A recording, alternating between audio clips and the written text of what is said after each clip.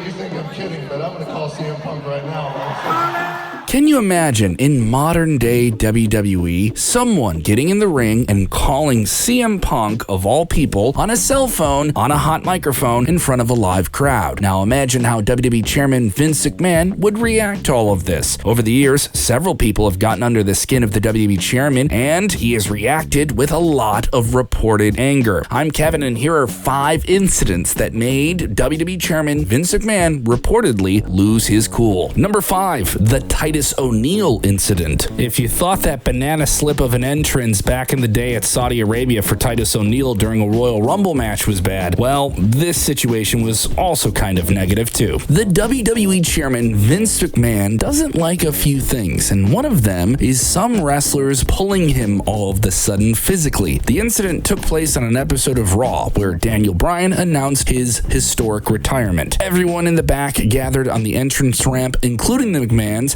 and Triple H, to bid goodbye to the former WWE World Champion. As Bryan and Brie Bella were leaving, McMahon made a motion to follow them. For some reason, Titus O'Neil pulled Vince by the arm. The WWE Chairman instantly got livid and reportedly wanted to fire O'Neil for his action. As soon as the news leaked, social media went crazy, and WWE eventually reduced the punishment to a 60-day suspension. Both sides have put the situation behind them and were seen to recreate the moment for entertainment purposes during this year's past WWE Hall of Fame ceremony. Number 4, Dean Ambrose gets cheered at a live event. Before Dean Ambrose, Jon Moxley's contract ended with WWE, they had him feud with up-and-comer at the time, EC3. This led to EC3 beating Ambrose on WWE RAW in around 2 minutes, and fans rightly saw this as the company trying to bury Dean on his way out of the company. Despite being a heelish villain at the time, Ambrose got cheered by fans at WWE house shows and live events in his matches against EC3. On an episode of Talk is Jericho, Ambrose revealed that WWE boss McMahon was pissed when he found out that he was getting cheered at these shows. It affected EC3 directly, as McMahon reportedly felt he wasn't able to work within the traditional babyface heel dynamic. Eventually, EC3 faded away from the WWE roster before getting released during the pandemic. It was a whole lot of trouble.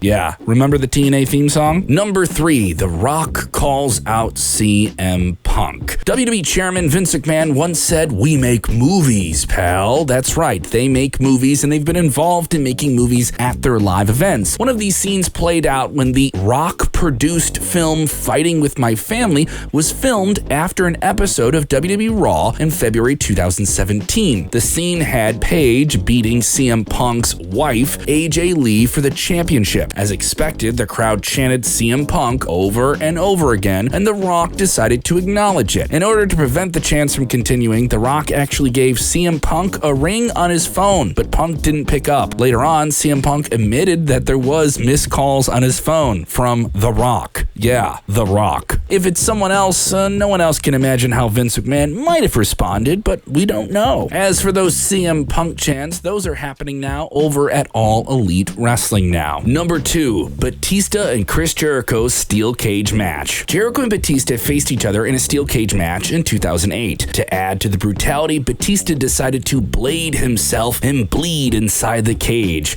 which was totally against WWE's policy in the PG era. Traditional wrestling psychology dictates that the red of blood will produce the green of money, but in this case, it cost Batista a lot of the green. To say the least, Vince McMahon was reportedly livid with the situation. The WWE Chairman reportedly called Jericho and Batista into a meeting backstage a few days later and started passing out huge fines. According to the Animal, he was fined $100,000 for the incident, which was way beyond his expectations. He thought he would be fined around $25,000, but the hefty fine sucked the life out of him.